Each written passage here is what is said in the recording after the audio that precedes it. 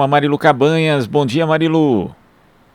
Olá, Glauco, bom dia quem está acompanhando aqui o Jornal Brasil Atual nesta segunda-feira. A gente vai falar neste momento, Glauco, com a Luciene Pereira Carris Cardoso, ela que é mestre e doutora em História pela Universidade do Estado do Rio de Janeiro, e ela acaba de lançar o livro Histórias do Jardim Botânico, um recanto proletário na Zona Sul Carioca, 1884-1962. Olá, Luciene, seja bem-vinda, bom dia. Bom dia, obrigada pelo convite, prazer em conhecê-la, Marilu, prazer conhecer todo mundo aí da rádio, obrigada aos ouvintes também, né, por esse espaço para falar um pouquinho do livro. Muito bem, Luciene, a gente já vai falando aqui sobre como o Jardim Botânico, ali o bairro, né, era no século passado, era um subúrbio proletário, né? Então, parte da história da indústria têxtil, do movimento operário no Brasil, ocorreu ali nas ruas do bairro, né? Os ideais anarquistas, sindicalistas, socialistas. Eu queria que você falasse dessa importância de se resgatar essa história, que é do Jardim Botânico, que é do Rio de Janeiro, mas que é do Brasil. É um pouco desconhecido essa história da industrialização no Rio de Janeiro, especialmente na Zona Sul, como a gente conhece hoje, na Zona Sul do Rio de Janeiro. Porque no século XIX, o centro, a cidade, né, começou, na verdade, no centro da cidade. Então, essa região era uma área muito distante do centro, e uma área de muitas chácaras, a área que foi criado o Jardim Botânico de Dom João, né? Então, ficou associado a isso. Isso tudo aqui fazia parte da antiga freguesia da Gávea. Né, também o Jardim Botânico era a Gávea.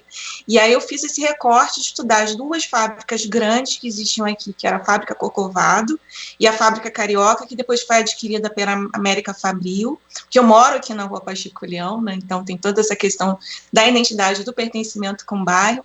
E tem essa história, assim, que atravessa, que a gente encontra nos jornais de época, né? No Correio da Manhã, Jornal do Brasil, Jornal do Comércio, né? Que foram as minhas fontes especiais para entender esse movimento operário nas ruas do bairro. Então, os operários chegaram a derrubar os bondes durante a revolta da vacina de 1904. Então, assim, é bastante interessante, é bastante rica. E tem outras histórias ainda a se contar, quem quiser ainda pesquisar, porque eu vou descobrindo, vou falando com outras pessoas e vou descobrindo novas histórias. É sempre muito fascinante, assim. Ponto de vista, né, desse ponto de vista do proletariado, né, então o crescimento ali do bairro, ele teve muita influência também por conta dessas indústrias que você falou, Sim. desse operariado, e você falou que tem muitas histórias, né, então essa que você está falando, né, do bonde, enfim, e tem outras histórias, não é isso, Sim, Luciene, que marcam também essa presença do proletariado aí, né? sim, gente, tinham mais de 1.000 operários que trabalhavam nessa fábrica carioca, que é aqui onde eu moro, a antiga fábrica carioca, do lado do resquício que ainda tem remanescente, que é a Vila Operária, né, da Companhia de Saneamento do Sauer, que também foi uma das vilas operárias aqui do bairro, mas as fábricas não existem mais, então essa reminiscência não tem. E aí, nas pesquisas nos jornais, nas notícias de época, eu vi muita questão, assim, das greves operárias, muitas greves nas ruas do Jardim Botânico, que concentravam até 1.000 pessoas. Né, eu achei isso fascinante. Você imagina hoje o Jardim Botânico, a Rua Pacheco Leão, a Rua Jardim Botânico, a Lopes Quintas, concentrando uma massa de operariado, reivindicando os direitos, né, melhores condições de trabalho, de vida, né, lutando contra a carestia, contra a opressão, né, porque a disciplina da fábrica era muito grave, era muito forte, era muito opressora. Né, todo mundo acho que conhece um pouco como é que era a disciplina da fábrica nesse período, e é um período um pouco também desconhecido da história da Zona Sul, especialmente do Jardim Botânico, né, dessa Zona Sul aqui. Por que eu brinco com o subúrbio, né? Já me criticaram, mas o subúrbio tem a ver com a linha dos bondes. Não, a ideia de subúrbio, de Arrabalde, é um lugar distante do centro. Né? Tem um livro muito interessante, que é o Rapto Ideológico Consulto de Subúrbio, que eu uso na minha pesquisa, que ele fala justamente disso. Como é que o conceito ele foi apropriado, com um discurso depois associado à linha do trem, também ligado a uma coisa mais pejorativa em relação ao subúrbio, que não é bem assim, né? Tem toda uma história em torno desse conceito, então eu faço essa brincadeira com o livro desse subúrbio, que é justamente uma provocação, né? Que a gente tem esse lado ligado a essa aristocracia, ligado a esse passado imperial, depois vindo com a Globo, né? Que também veio aqui, ficou em 62, ficou o bairro dos artistas.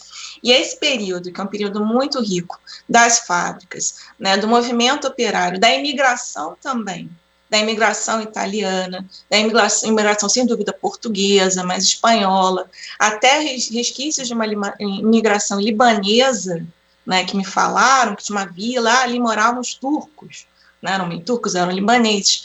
Então, tem passado também um pouco desconhecido, que também ligado, né, os italianos, ligados também ao movimento anarquista, já na década de 20, depois ao comunismo e tal, e também a vinda de pessoas importantes, como o Juscelino Kubitschek, o JK, nosso presidente, veio aqui fazer propaganda política, porque aqui era um reduto, um curral eleitoral, de uma massa grande de operários ainda aqui. Né? Então, isso é interessante saber, né? Exato. Agora, Luciene, falando da vinda, né, dos operários italianos, enfim, espanhóis, você diz que também esses personagens, esses operários, né, da época, eles praticamente foram negligenciados e esquecidos pela história, né? Então, é importante esse resgate histórico também para falar desses trabalhadores, e tem algum especial, algum jardineiro ítalo-brasileiro, que é Basílio Carris, que tem um sobrenome, uma parte do seu sobrenome. Eu queria que você falasse também a importância de se resgatar essa história e de se valorizar, né, o que esses proletários, esses trabalhadores fizeram aí no Rio de Janeiro. Então, essa pesquisa, ela se originou, em parte, né, com a vinda da minha família para cá. Meu pai era um zelador, um porteiro, a gente tinha um apartamento funcional, então vim para cá em 81, e aí o tempo correu e eu me relacionei durante muito tempo com a pessoa, que é o pai do meu filho, né, que é o Carris, né, eu mantive esse sobrenome, porque eu fiquei casada há muito tempo, e a minha sogra, sogra se mantém, né, quando a gente tem filho, a minha sogra falava do pai dela, que era um italiano e tal. E aí, durante a minha pesquisa, eu descobri que ele não era italiano. A família era realmente italiana. Eles vieram do interior da Itália, de uma cidadezinha chamada Anghiari, da região da Toscana. Isso, assim, um adito cultural da Itália me ajudou muito. Já falecido Daniela Avelar, me ajudou a localizar também esses dados. E aí eu descobri que eles vieram de lá, foram primeiro para Rio das Flores, trabalhar numa fazenda de café, como muitas famílias vinham para o Brasil. Eles vieram em 1897. Não deu muito certo, eles eram oprimidos, explorados, ainda tinha aquele resquício do passado escravista, né? Então eles vieram para o Rio de Janeiro, para o Jardim Botânico, porque aqui já tinha alguns italianos, parentes. A família Rison, que era um jardineiro que já trabalhava no Jardim Botânico, trouxe essa família para cá. E eles ficaram por aqui, também alguns trabalharam na fábrica carioca, inclusive o bisavô, né, o avô da minha sogra morreu numa dessas ruas. Tem uma rua aqui, Estela, que é da Vila Operária, que tem, eu achei a certidão de óbito dele, que eu achei, gente, curioso, ele trabalhou na fábrica, e parte trabalhou no Jardim Botânico, e ele trabalhou a vida inteira. Ele começou a trabalhar no Jardim Botânico em 1911, e veio a falecer em 1958, se não me engano, 58, 59, 57. Então, ele passou a vida inteira ali e viajou, né, porque o trabalho de jardineiro que a gente entende não é como hoje, né, era quase que um botânico. Ele entrou lá como aprendiz de jardineiro, era a profissão, mas era uma profissão que tinha uma coisa assim, muito mais técnica, um pouco mais evoluída do que a gente tem de hoje. Então, ele coletava plantas, que tem, inclusive, registro no herbário do Jardim Botânico, né? O herbário, que é um herbário global, mundial, internacional, tem o registro do nome dele. Eu achei aquilo tudo fascinante. Falei assim, gente, que história rica, não só para a história do bairro, como para a história do Jardim Botânico, a instituição, como para a história da botânica e das ciências, né? Que é a presença de um elemento que não é um botânico famoso, um diretor, mas que participou dentro de uma equipe dessas, fazendo viagem até. Ele viajou, inclusive, a Buenos Aires, levando flores para lá, para o presidente na época, durante o governo de Vargas, que foi um avião das flores, conhecido isso, tem até um resquício, é muito interessante. É o avião das flores, eu não me lembro exatamente o nome, mas levaram as orquídeas para ele, porque ele participou da criação do orquidário e tal. Então, essas histórias são muito interessantes. A outra pergunta eu já me esqueci, você falou. Não, exatamente, em relação à importância, né, de se resgatar a história desses trabalhadores, né? Quer dizer, que geralmente ficam invisíveis aí, né?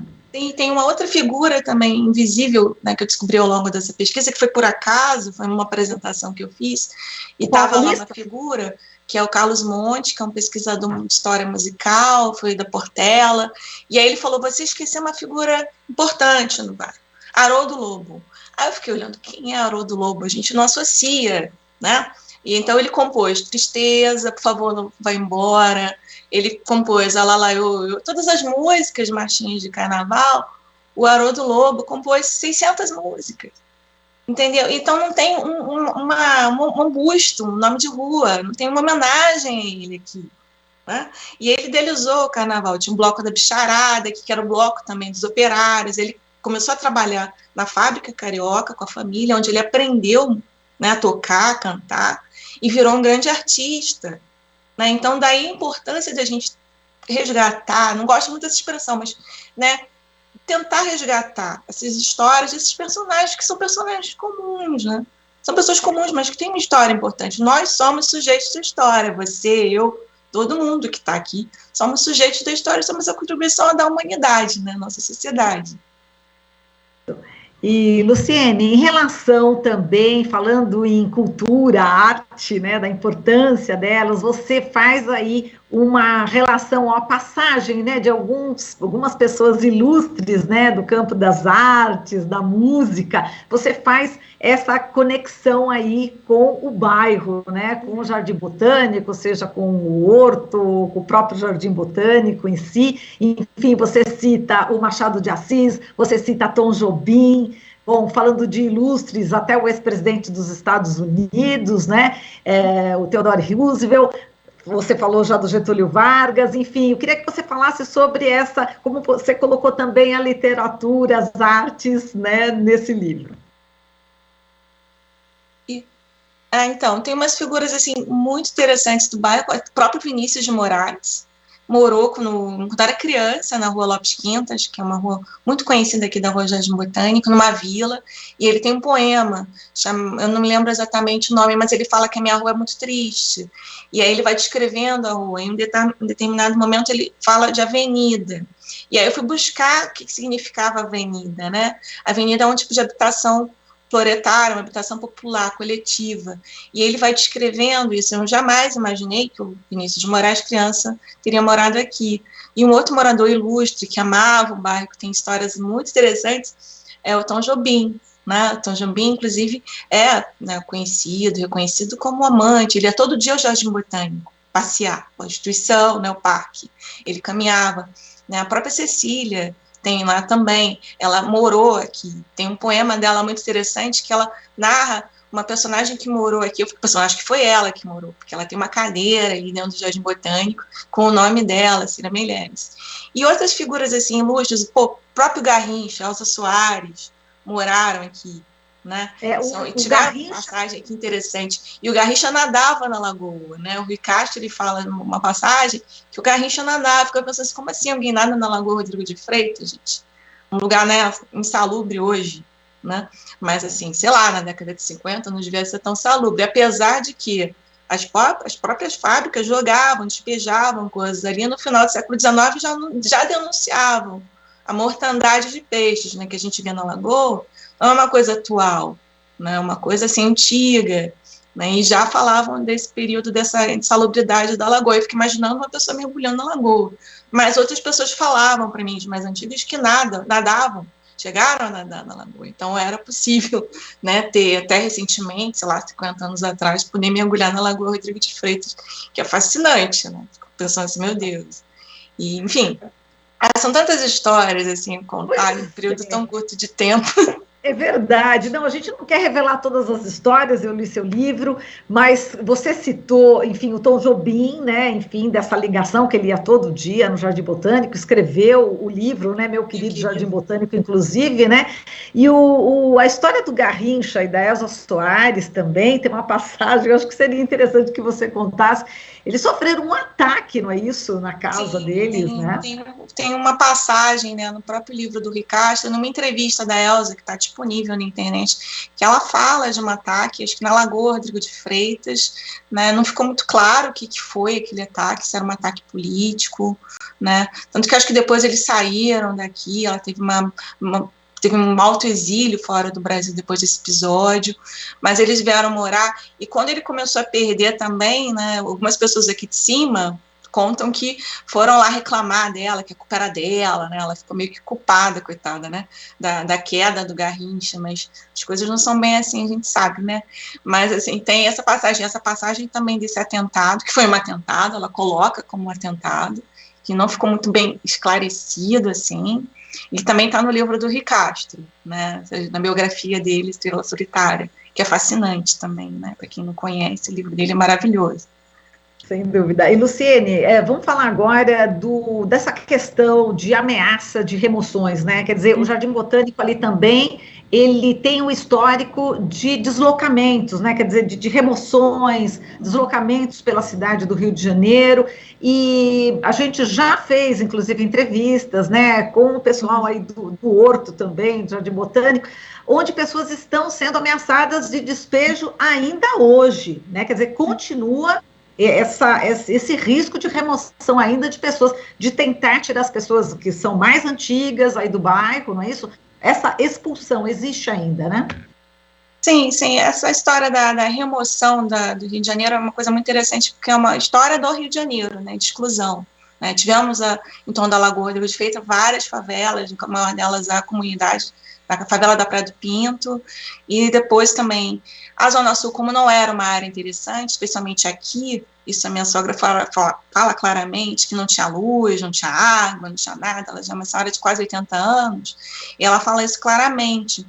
E muitas pessoas vieram e ficaram, né, no Jardim Botânico. Muitos eram trabalhadores. Então, tem um registro, sim, de 621 famílias que moram na comunidade aqui do Horto, que sim, mas só que recentemente elas conseguiram aqui pelo prefeito, o prefeito assinou decreto de reconhecimento de área de atenção, de especial de atenção social, não sei o nome todo, é a AES. Né? Então, é um reconhecimento importante nessa luta, nessa batalha, né, que é uma batalha de não remoção dessas pessoas, né, que são pessoas que tem muitos idosos aqui, a maioria é de idosos, se a gente for conhecer. Tem uma origem também quilombola aqui também, né, que é fascinante, tem uma pesquisa de uma professora que ela fala muito disso, muito bem, de Laura Olivieri, que ela fala com mais propriedade do que eu sobre esse passado quilombola. Tem a questão dos trabalhadores também, que eram os quilombolas, mas também trabalhavam no Jardim Botânico, como o próprio Basílio, parte da família Carris também está lá, né, trabalhando e morando ainda nessa área, que está passando por essa situação de possível remoção, mas hoje está mais assim, por enquanto está mais tranquilo, até por conta da pandemia, né, não pode se expulsar, não pode se remover, mas não é uma remoção de fato, porque como é uma área da União, né, as pessoas têm que sair sem direito a nada, só que assim, é preocupante porque a maioria dessas pessoas são pessoas muito idosas hoje em dia, e crianças, tem muitas crianças, muitos idosos, quer dizer, eu considero uma injustiça, né, o Estado permitir essas pessoas ficarem, e aí de repente vai e você tenta expulsar, ou tenta não ter nem direito à memória, nem direito à moradia, porque também tem essa questão, direito à sua própria história, né, então, assim, esse meu livro também fala um pouco desse direito à história, ainda que eu não toque diretamente,